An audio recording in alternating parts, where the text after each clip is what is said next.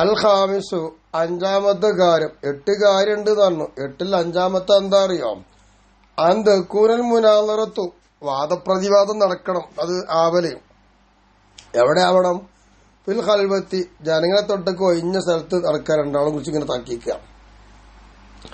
അങ്ങനെ വാദപ്രതിവാദം ജനങ്ങളെ തൊട്ടൊക്കെ ഒരു ഒഴിഞ്ഞ സ്ഥലത്തായിരിക്കല് അഹബ്ബ ഇലൈഹി അത് അവരിലേക്ക് ഏറ്റവും ഇഷ്ടമുള്ളതായിരിക്കണം. വഹമ്മ അത് ഏറ്റവും മുഖ്യമായതുമായിരിക്കണം. മിനൽ മഹാബിലി ജനങ്ങൾ ഒരുമിച്ച് കൂടുന്ന സദസ്സുകള് ബൈന അൽഹുൽ അക്കാബിരി ഉന്നതന്മാരായ ആൾക്കാരുടെ ഇടയില് സലാത്തീനി ഭരണാധിപന്മാര് ഇവർക്കിടയിൽ വെച്ച് വാദപ്രതിവാദം നടത്തുന്നതിനേക്കാൾ ഏറ്റവും ഇഷ്ടവും മുഖ്യമായതും അവന് ജനങ്ങളൊക്കെ ഒന്ന് ഒഴിഞ്ഞ് ആരാരുമില്ലാത്ത സ്ഥലത്ത് വെച്ച് പരസ്പരം അങ്ങോട്ടും ഇങ്ങോട്ടും തർക്കിക്കലായിരിക്കണം ഇഷ്ടം. എന്താ അങ്ങനെ പറഞ്ഞത്? വാദപ്രതിവാദം നടക്കുമ്പോൾ ജനമധ്യത്തിൽ നടക്കേണ്ടത്. അതിന്റെ കാരണം ഒന്നുമല്ല, ഇന്നൽ ഖൽവത്ത അജ്മൽ ഫഹ്മി കാര്യങ്ങളെല്ലാം മനസ്സിലാക്കുവാന് ഏറ്റവും ഒരുമിച്ച് കൂട്ടാനും പറ്റുന്നത് ഖൽവത്താണ്. എല്ലാ ശ്രദ്ധയോട് കേന്ദ്രീകരിക്കും, മറ്റൊന്നും കേന്ദ്രീകരിക്കാൻ കഴിയൂല. ജനമധ്യത്തിലാകുമ്പോൾ കേന്ദ്രീകരണം വിഷയത്തിലേക്ക് എത്തുന്നതിന് മുമ്പ് മറ്റൊരിടത്തേക്കൊക്കെ പോകും. ഒഴിഞ്ഞ സ്ഥലത്താവുമ്പോൾ ആ വിഷയത്തെ നല്ലോണം ക്രോഡീകരിക്കാനും മനസ്സിലാക്കാനും ഒരുമിച്ച് കൂട്ടാൻ പറ്റും ഖൽവത്ത. മാത്രമല്ല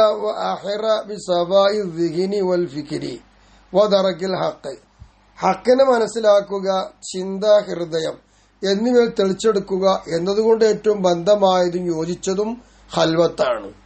ജനങ്ങൾക്കിടയിലാകുമ്പോൾ ദിഹിന് നന്നായിക്കൊള്ളുന്നില്ല. മനസ്സിന്റെ ഉള്ളിൽ ഞാനായിരിക്കണം മികവ്, ഞാൻ വലിയൊരു അറിവുള്ളവനാന്നൊക്കെ തോന്നിപ്പോലെ വരും. ഒക്കെ പ്രശ്നമാണ്. അതൊക്കെ മഹാൻ പറയുന്നുണ്ട്.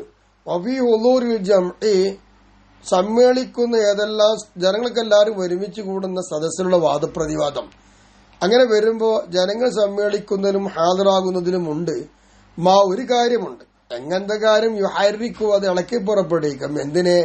ദവായി ലോകമാന്യതയുടെ എന്തെല്ലാം പ്രേരണകളുണ്ടോ അതെല്ലാം ഇങ്ങനെ ഇളക്കാൻ തുടങ്ങും ജനമധ്യത്തിൽ വാദപ്രതിവാദം നടക്കുമ്പോ. യൂജിബുൽ ഹിർസ അലാ നുസ്രതി കുല്ലി വാഹിദിൻ നഫ്സ മുഹിക്കൻ ഖാനോ മുബത്തിലൻ വാദിക്കുന്നവൻ സത്യം ഉറപ്പിച്ചു പറയുന്നവനാവട്ടെ ബാത്തിലായി പറയുന്നവനാവട്ടെ എന്തായാലും എല്ലാം ഓരോരുത്തരും തന്റേതായിരിക്കുന്ന ശരീരം, ആ ശരീരത്തെ സഹായിക്കണം എന്നതിന്റെ മേല് ആഗ്രഹം ഉണ്ടാവും. ആ ആഗ്രഹത്തെ നിർബന്ധമാക്കുകയും ചെയ്യും. അപ്പൊ ആര് വാദിച്ചാലും എങ്ങനെ വാദിച്ചാലും രണ്ടു കൂട്ടരും അങ്ങോട്ടും ഇങ്ങോട്ടും വാദപ്രതിവാദം നടത്തുന്നവർ എനിക്ക് സഹായം കിട്ടണം എന്നൊരു ചിന്താഗതി വന്നുകൊണ്ടിരിക്കും ജനമധ്യത്തിലാകുമ്പോ. ഒറ്റക്കാകുമ്പോ പിന്നെ ആ വിഷയമൊന്നുമില്ലല്ലോ. ഒറ്റക്കെന്ന് പറഞ്ഞാൽ ഇവർ രണ്ടുപേരും വാദിക്കുക, ജനമധ്യങ്ങളൊന്നും ഇല്ലാതെ, ജനസാന്നിധ്യമില്ലാതെ ഇവർ രണ്ടുപേരും തർക്കിക്കുക. അങ്ങനെ തർക്കിക്കുന്നോടത്ത് പിന്നെ ഈ പ്രശ്നമൊന്നും വരുന്നില്ല. അന്ത എത്തരത്തിൽ നീ അറിയുന്നുണ്ട് എന്ത്? അന്ന ഹിർസും അൽ മഹാഫിലി വൽ മജാമിഇ ഈ സദസ്സുകളും ജനങ്ങളും ഒരുമിച്ച് കൂടുന്ന സ്ഥലങ്ങളും വേദികളും ഏതെല്ലാം ഉണ്ടോ അവിടെയുള്ളതായിരിക്കുന്ന ഇവരുടെ ആഗ്രഹങ്ങളൊന്നും ലേസരില്ലായി അതൊന്നും അള്ളാഹ്ക്ക് വേണ്ടിയുള്ളതല്ല. ജനപ്പെരുമ കാണുമ്പോൾ ആ പെരുമയിൽ ഞാൻ ഞാൻ ഞാൻ ഞാൻ എന്നൊരു ചിന്തക്ക് വന്നുകൊണ്ടിരിക്കും. അതാണ് ഖൽവത്തും ഹുദൂറും തമ്മിലുള്ള മാറ്റം. വഅന്നൽ വാഹിദ മിൻഹും അവരിൽ ഓരോരുത്തരും ഒരുവൻ യഖ്ലു ബിസായിബിഹി അവന്റെ കൂട്ടുകാരുമായി ഒഴിഞ്ഞു കിട്ടും. മുദ്ദത്തും തവീല ദീർഘമായ സമയം ഒഴിഞ്ഞു നിൽക്കും രണ്ടാളും. ഫലായുക്കല്ലിമു പരസ്പരം അങ്ങോട്ടും ഇങ്ങോട്ടും ഒരു മസ്അല ചോദിക്കുകയോ മറ്റു വർത്തമാനമൊന്നും പറയുകയോ ഇല്ല. നേരെ മറിച്ച് അവരെങ്ങാനും സദസ്സിൽ വന്നാലോ ഭയങ്കര തൊണ്ടകേറലായിരിക്കും. ഇതൊക്കെ നിനക്കറിയാലോ. ചിലപ്പോ ഇവൻ അവനോട് മസ്അലൊക്കെ ചോദിച്ചേക്കാം, തേടുമ്പോ ഒരു ഉത്തരവൊന്നും കൊടുക്കൂല, അപ്പൊ ഒന്നും മിണ്ടൂല. ഇങ്ങനെയൊക്കെ ഉണ്ടാകും ഒറ്റക്കാവുമ്പോ. വൈദാ ലഹറ മഖ്ദമൻ ഇനി മുന്നിടല്, അതായത് മുന്നിട്ടുവരിൽ എന്താ വെളിവായാല് അവിന്തളമജ്മഅൻ അല്ലെങ്കിൽ എന്താ സമ്മേളിക്കാൻ പറ്റുന്ന കാര്യം കോർവയായി വന്നാൽ സദ്യകളാവാം, കല്യാണമാകാം, സൽക്കാരമാവാം, മരണവീടാവാം, എന്തും ആവാം. അങ്ങനെയൊക്കെ ഒരുമിച്ച് കൂടലും മുന്നിടലും അത്തരം കാര്യങ്ങൾ വെളിവാവുകയോ കോർവയാവുകയോ ചെയ്താൽ ലം യുഗാദിർ ഫീ ഖൗസിൽ ഇഹ്തിയാലി അവൻ എന്താവണം ശ്രദ്ധിക്കേണ്ടത്? അവൻ ചതിയിലകപ്പെടരുത്, അവൻ ചതിക്കരുത്. ഈ കൗസല്യഹിത്തിയാൽ ഈ കുതന്ത്രം പ്രയോഗിക്കുക എന്ന വില്ലിൽ അവൻ എന്താവരുത്? ചതിക്കരുത്. മൻജഅൻ ഊരെടുക്കാൻ പറ്റുന്ന ഒന്നിനെ അവൻ ചതിച്ചുണ്ടാക്കരുത്. അങ്ങനെ വരുമ്പോൾ അത്തായക്കൂന ഹുവ അവനായി മാറും അൽ മുതഖസ്സിസ ബിൽ കലാമി സംസാരം കൊണ്ട് പ്രത്യേകമുള്ളവനായി മാറും അവൻ.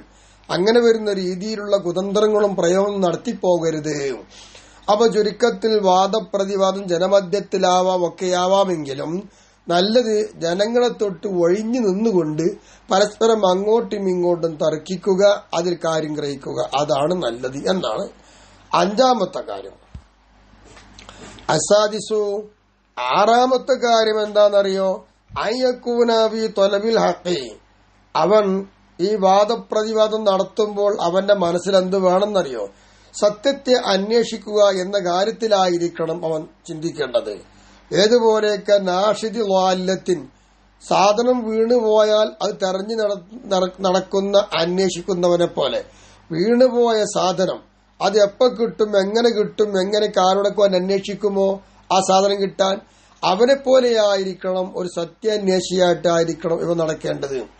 ലായുഫർഖു ബൈന അൻ തൽഹറ ലാല്ലത്തു അലാ യദിഹി അവല യദിമൻ യുആവിനുഹു. ഇവൻ ഇങ്ങനെ തേടിപ്പോകുന്ന ഈ വ്യക്തി ആ വീണുപോയ സാധനം അവന്റെ കൈക്ക് കിട്ടുന്നതിലോ അല്ലെങ്കിൽ അവനെ സഹായിച്ചു കൊണ്ടിരിക്കുന്ന മറ്റുള്ളവരുടെ കയ്യിലൂടെ അത് വെളിപ്പെടുന്നതിലോ യാതൊരു വ്യത്യാസം കാണിക്കുകയില്ല. അതാണല്ലോ വീണുപോയ സാധനത്തെ അന്വേഷിക്കുന്നവന്റെ രീതി. അതേ രീതിയിലായിരിക്കണം സത്യം ആരിന്ന് വെളിപ്പെട്ടാലും വേണ്ടില്ല, സത്യം സത്യമായി അംഗീകരിക്കണം. അതിലായിരിക്കണം അവന്റെ ചിന്ത. റഫീഖഹു, അവന്റെ കൂട്ടുകാരൻ അവൻ കാണും. മുഈനൻ, അവനെ സഹായിക്കുന്നവനായിട്ട് അവൻ അഭിപ്രായപ്പെടുകയും ചെയ്യും. ലാ ഹസ്മൻ, ഒരു തർക്കിക്കുന്നവനോ പ്രശ്നക്കാരനോ അല്ല. ഈ രീതിയിലായിരിക്കണം എന്ത് വാദപ്രതിവാദം നടത്തുന്നവൻ. എന്നിട്ടോ യസ്കുറുഹു, അവൻ എന്ത് ചെയ്യും? മറ്റുള്ളവനെ ഇവൻ നന്ദി രേഖപ്പെടുത്തും. എപ്പോ? ഇതാ അറബഹുൽ ഖത്അ, അവൻ വാദപ്രതിവാദം നടത്തുമ്പോ ആ നടത്തിയത് എന്താണെന്നറിയുമോ? പിഴവാണ്, അത് ശരിയല്ല, അത് തിരുത്തി കൊടുക്കും. അങ്ങനെ തിരുത്തി കൊടുക്കുമ്പോൾ ആ തിരുത്തിയവനോട് നന്ദി രേഖപ്പെടുത്തണം. അൽഹർലഹുൽ ഹഖ, സത്യം ഇന്നത് ഇങ്ങനെയാണെന്നൊക്കെ പറഞ്ഞു കൊടുക്കും. അങ്ങനെ വരുമ്പോൾ അത്തരം ആളുകൾ ഉണ്ടെങ്കിൽ അവരോട് അവർ ചെയ്ത എന്റെ തെറ്റ് തിരുത്തി തന്നല്ലോ, എനിക്ക് സത്യം വെളിവാക്കി തന്നല്ലോ, അവർ നന്ദി ഉണ്ട് അവിടെ, അതിനനുഗ്രഹമാണ്. ആ അനുഗ്രഹത്തിന് അദ്ദേഹം നന്ദി രേഖപ്പെടുത്തണം, അദ്ദേഹത്തിന് സഹായിയായിട്ട് കാണണം. ഇങ്ങനെയാണ് ഒരു വാദപ്രതിവാദം നടത്തുന്നവർ വേണ്ടത്. കടിച്ചു കീറി പരാജയപ്പെടുത്താത്ത ലക്ഷ്യത്തിലാവരുത്. ഉദാഹരണമായി പറഞ്ഞാൽ എങ്ങനെ? അതിനും ഉദാഹരണങ്ങളുണ്ട്. കമാലു അഹദ ത്വരീഖം ബി ത്വലബി ളാല്ലതിഹി, വീണുപോയതായ ഒരു സമ്പത്ത് അത് തേടുന്നതിൽ ഒരു വഴിയിലൂടെ ആ വ്യക്തി ആ വഴിക്ക് പോയാൽ കിട്ടുമെന്ന് വിചാരിച്ച് അവിടെ കടന്നു. അവിടെ പ്രവേശിച്ചപ്പോൾ ഫനബ്ബഹു സ്വായിബുഹു, അപ്പൊ അവന്റെ കൂട്ടുകാരൻ അവനെ ഉണർത്തി. അലാ ളാല്ലതിഹി ഈ ത്വരീഖിൻ ആഖിറ, നീ ആ വഴി പോയിട്ട് കാര്യമില്ല, ഇതാ ഈ റൂട്ടിലൂടെ പോയിക്കോ, അവിടെ പോയാൽ നിനക്ക് നിന്റെ സമ്പത്ത് കിട്ടും, ആ വീണ് പോയത് കിട്ടും എന്നതിന്റെ മേലിൽ തന്റെ കൂട്ടുകാരൻ അവനെ ഉണർത്തും. അങ്ങനെ ഉണർത്തുമ്പോ എന്തായിരിക്കും ഉണ്ടാവുക? അതും കേട്ടുപോകൂലേ എന്നതുപോലെയായിരിക്കണം ഇങ്ങനെ തർക്കിക്കുന്നവർ. വൈന്നഹു കാന യഷ്കുറുഹു വലാ യദുമ്മുഹു, ഒരിക്കലും ഇങ്ങനെ ഒരു റൂട്ട് പറഞ്ഞു കൊടുത്ത സഹോദരനെ അവൻ നന്ദി രേഖപ്പെടുത്തും, അവൻ ആക്ഷേപിക്കുകയോ കുറ്റപ്പെടുത്തുകയില്ല. വയുക്കിരിമുഹു, അവനെ ആദരിക്കുകയും ചെയ്യും.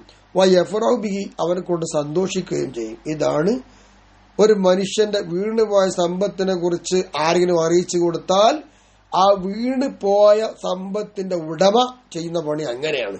അതേപോലെ ആയിരിക്കണം സത്യാന്വേഷി നടത്തും.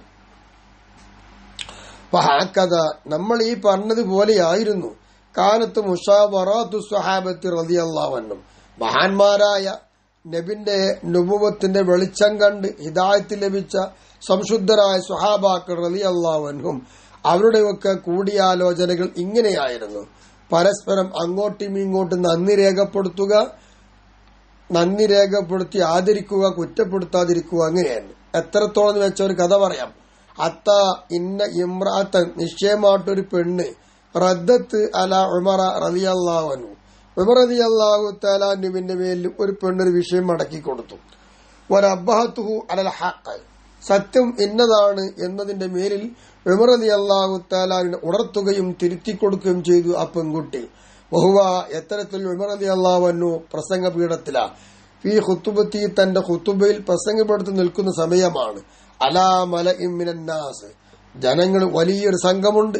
ആ സംഘത്തിന്റെ മുന്നിൽ മിമ്പറിന്റെ മുകളിൽ ഖുതുബോദിക്കൊണ്ട് സംസാരിക്കുകയാണ്, പ്രസംഗം നടത്തുകയാണ്. അതിനിടയിൽ എന്തോ ഒരു കാര്യം പറഞ്ഞപ്പോൾ ആ സ്ത്രീ കേട്ടപ്പോൾ സ്ത്രീ പറഞ്ഞു, അങ്ങനെയല്ല ഉമറേ, ഇങ്ങനെയാണെന്ന് സത്യം തെളിയിച്ചു കൊടുത്തു. എന്നാൽ ആര് കണ്ടാലും ഞെട്ടലോടെ കാണുന്ന ഉമർ റളിയല്ലാഹു അൻഹു അതിന് ധിക്കാരം ചെയ്തോ, നീ നിന്റെ പണി നോക്കടി എന്നിട്ട് പറഞ്ഞു, ഇല്ല, വാളൂര് ഇല്ല. എന്താ മഹാൻ പറഞ്ഞത്? ആ പെണ്ണങ്ങനെ പറഞ്ഞപ്പോൾ വഖാല, മഹാൻ പറഞ്ഞു, അസാബത്തിംറഅത്തുൻ അഖ്തഅ റജുലുൻ, പെണ്ണ് സത്യത്തെ എത്തിച്ചു, ആണ് തെറ്റിപ്പോയി തന്നെ ഉമർ റളിയല്ലാഹു തെറ്റി എന്നതിനർത്ഥം. ഇനിയും കഥകളുണ്ട്, ഇൻഷാ അല്ലാഹ് തുടരും.